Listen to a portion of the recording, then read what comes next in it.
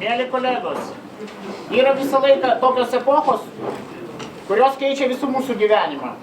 Mums taip nutiko, kada mes pradėjom organizuoti korporantų veiklą Vilniaus universitete ir istorijos fakultete. Žodžiu, yra pati epocha tikrai permaininga ir mes turėjom tikrai labai įdomių ir gerų žmonių aplinkui mus ir turėjom tam tikrų simbolių. Tai vienas iš simbolių tai be abejo yra mūsų mylimas Alfredas, kuris tos pasikeitimo epochos simbolis ir jis tą epochos simbolį išlieka iki šių dienų. Mes tuo labai džiaugiamės. Ir kaip korporacija mes sugalvojame šiais metais, būtent to 20-mečio progą, padovanoti fakultetui simbolį.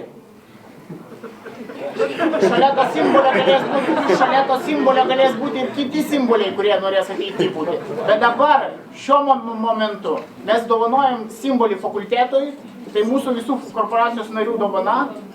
Ir su tuo sveikinam Alfredą. Ir fakultetą.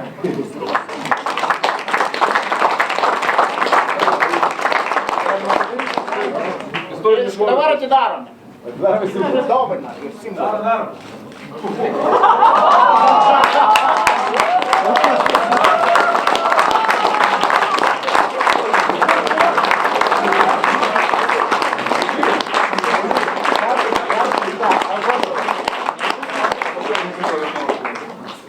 Įgarsinam paantraštės. Įgarsinsim paantraštės.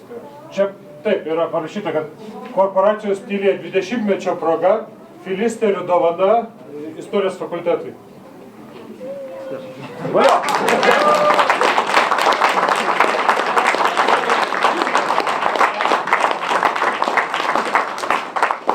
Esu apšalęs, aišku.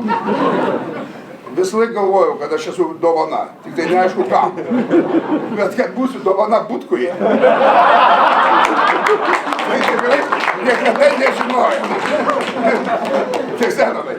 Žodžiu, ateik pasidžiaugti. Čia ir pasirodo dovana tau. Jokingiau nebūna.